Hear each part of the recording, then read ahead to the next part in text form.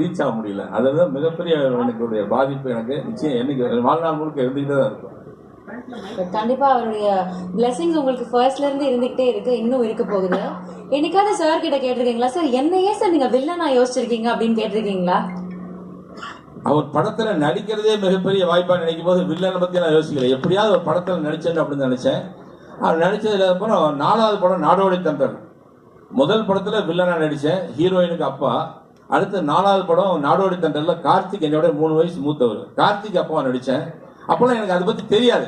நடிக்கணும், டைரக்டர் படத்துல நடிக்கணும் அப்படிதான். அப்புறம் தான் கொஞ்சம் விவரம் தெரிஞ்சதுக்கு அப்புறம் அவரே புரிஞ்சுக்கிட்டு அப்புறம் கிழக்கு வேலை எனக்கும் ராதிகா மேடம் நாங்கள் ஜோடியா போட்டு அதுக்கப்புறம் நடித்தேன். அப்படிதான் எனக்கு என்னுடைய வளர்ச்சி வந்தது. அது எனக்கு அவர் படத்தில் நடிச்சா போதும் அப்படிங்கிற ஆசை தான். நடிச்சா மட்டும் போதும், அதுவே என் பெரிய விஷயம் அப்படிங்கிற. நான் ஒரு கேள்வி கேட்டால் அடிக்க மாட்டீங்கன்னு நினைக்கிறேன். மனசு திறந்து உண்மையா பதில் சொல்லுங்க சார். சார் கிட்ட நீங்க நடிக்கும்போது ஏதாவது தப்பா நடிச்சு சார் உங்களை திட்டியோ அடிச்சோ இருந்தா அதை அப்படியே அடிபெறலாமல் எங்களுக்காக சொல்லுங்க. எல்லாரும் அப்படிதான் திரைப்படத்துல நடிக்க போகும்போது சொன்னாங்க, டே டைரக்டர் பார்த்து ரொம்ப கோவப்பட்டான்னு அடிப்பாரு அப்படின்லாம் சொன்னாங்க. நானும் பயந்து தான் இருந்தேன். படம் ஃபுல்லா நடிக்கும் போது எனக்கு அந்த மாதிரி ஒரு வாய்ப்பு எனக்கு அந்த மாதிரி நடக்கல. அது தப்பிச்சிட்டேன். ஆனா டப்பிங் எப்போ என்ன ஆச்சுன்னா, டப்பிங் பேசிட்டு இருக்கோம். அது கிளைமாக்ஸ் காட்சியில அழுதுகிட்டே பேசணும்.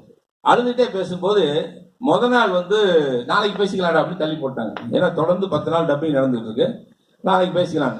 சரி, அடுத்த நாள் போகும்போது சரி, இந்த சஃபேர் தேட்டர் இருந்தாலும் பெரிய பேனர் 20 அடிக்கு 60 அடி பேனர் வைக்கிறாங்க. அந்த பேனரை நம்ம போய் பார்த்துட்டு போலான்னு நானும் சுகன்யா அந்த படத்துல அறிமுகம் ஆகிறோம். நானும் சுகன்யா டைரக்டர் 3 பேரும் போய் மவுண்ட் ரோட்ல நின்று அப்படி பார்த்தோம். 60 அடி கட் அவுட்ல பாதி சுகன்யா மூஞ்சிதான் இருக்கு. அதுக்கப்புறம் மற்ற நடிகர்கள் ருத்ரா, ராமார்ஜுன், ராகுல், அப்புறம் காமெடியெல்லாம் இருக்கு. என் போட்டோ ஒரு ஸ்டாம்ப் சைஸ் கூட இல்லை. நான் அப்படியே பார்த்தேன், இவ்வளவு பெரிய இடத்துல ஒரு குளோன்னு கூட இடம் இல்லையா அப்படின்னு பார்த்துட்டே இருந்தேன். டைரக்டர் சூப்பரா இருக்குல்ல, பேனர் பிரமாதம் வச்சிருக்காங்களே அப்படின்னு திரும்பி என்னை பார்த்தாரு. ஏய், என்ன ஒரு மூஞ்சி ஒரு மாதிரியா இருக்கு, ஓம் போட்டோ வைக்கலையா அப்படின்னாரு. அப்படியே நான் பார்த்தேன், என்னன்னு தெரியல, நான் சொல்லியிருந்தேன் எப்படி மிஸ் ஆச்சு தெரியலையே அப்படின்னாரு. எல்லாம் பாலிடிக்ஸ் சார், சரி பரவாயில்ல சார் விடுங்க சார் அப்படின்னு நான் கிளம்பிட்டேன். இல்லடா நாளைக்கு வைக்க சொல்றேன். இல்லை பரவாயில்ல சார், நான் போயிட்டு அடுத்த நாள் டப்பிங் வந்தேன். டைரக்டர் உட்காந்துருக்காங்க இன்ஜினியர் சீட் பக்கத்துல.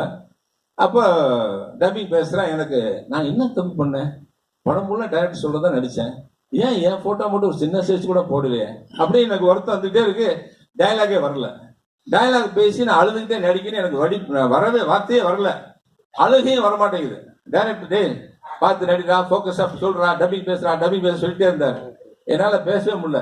நான் என்ன தப்பு பண்ண, ஏன் என் போட்டோ போடல அப்படிங்கிறதே இருந்துச்சு.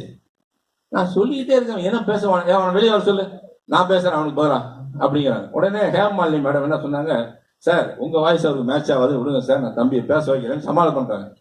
அப்புறம் எனக்கு வரல. உடனே டைரக்டர் சைலண்டா வந்தார் பின்னாடி. நான் பேசிக்கிட்டு இருக்கேன், மைக்கை பார்த்து ஸ்கிரீனை பார்த்து பேசிட்டு இருக்கேன். எனக்கு தெரியாது, பின்னாடி டம்முன்னு தலையில் அடிச்சிட்டார். யாரா நீ அடிச்சா திரும்பி பார்க்குறேன் டைரக்டர்.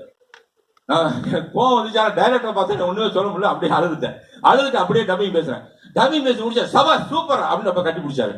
அந்த மாதிரி அழுதுட்டு பேசுறதுக்கு என்னை அடிச்சு அந்த அடி வாங்கியிருக்கேன். ஆனா அதுக்கப்புறம் போய் நான் உடனே வாமிட்லாம் எடுத்து ரொம்ப இதாகிட்டேன். அப்புறம் சமாதானப்படுத்தி என்னை உட்கார வச்சுட்டு, சினிமால கேமரா முன்னாடி டைரக்டர் என்ன சொல்றாரு அதை நடிச்சுட்டு வந்துரு.